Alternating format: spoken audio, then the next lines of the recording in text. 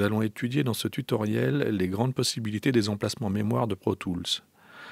Tous les raccourcis clavier qui concernent les emplacements mémoire se trouvent sur le pavé numérique d'un clavier complet. Pour cette raison, il est assez handicapant de travailler sur un portable sans ajouter un clavier externe.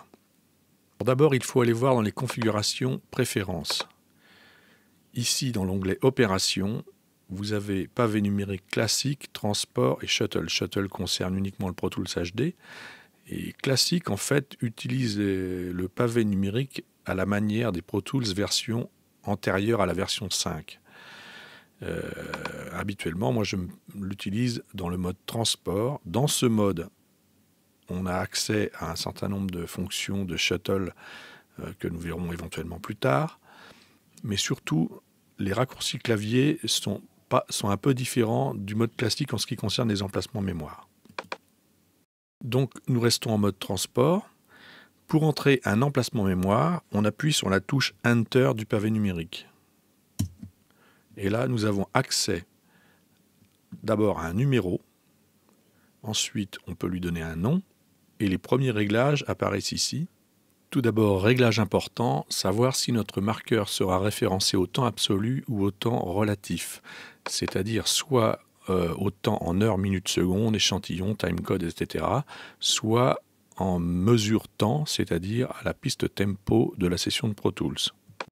Ensuite, on va déterminer si c'est un marqueur, c'est-à-dire un endroit repéré sur la timeline, soit une sélection, soit aucun, ce qui peut paraître assez curieux. Mais vous allez voir que ça ne l'est pas tant que ça. Ci-dessous, les propriétés générales. Donc, on va pouvoir mémoriser avec ce marqueur un paramètre de zoom, un temps de pré-roll et de post-roll.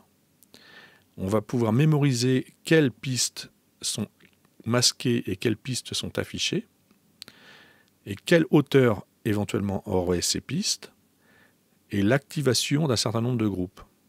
Et enfin, pour la bonne bouche, des configurations de fenêtres qui seront l'objet du prochain tutoriel.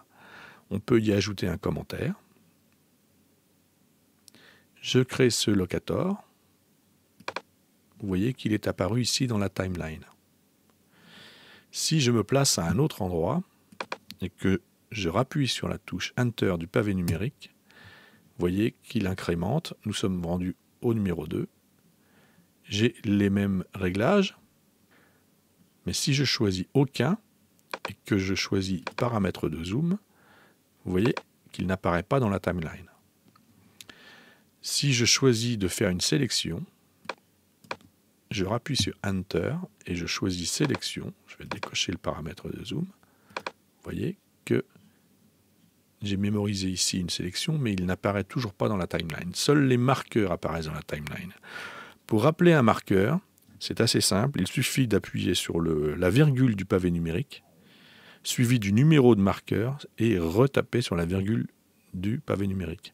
Si j'avais laissé mon réglage dans les configurations sur le mode classique, je n'aurais pas eu besoin de la première virgule. Donc ici, je suis en mode transport, donc virgule 1, virgule, et vous voyez que j'ai rappelé mon locator 1.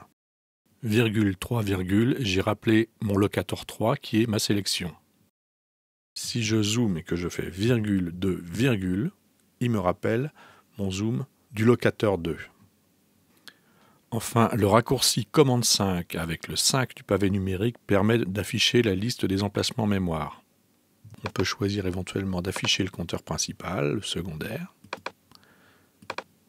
Et on peut aussi choisir de trier selon le temps ou selon le nom.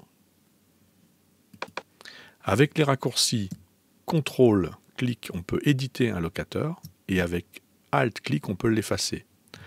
Alors, conseil, lorsque vous éditez un locator, commencez par le rappeler. Une fois que vous l'avez rappelé, il a rappelé tous ses paramètres. Et à ce moment-là, vous pouvez l'éditer et changer un paramètre et le mémoriser. Parce que si vous aviez fait, par exemple, vous étiez à un autre endroit et vous décidez d'éditer votre locator, vous faites OK et votre locator a changé de place. À bientôt.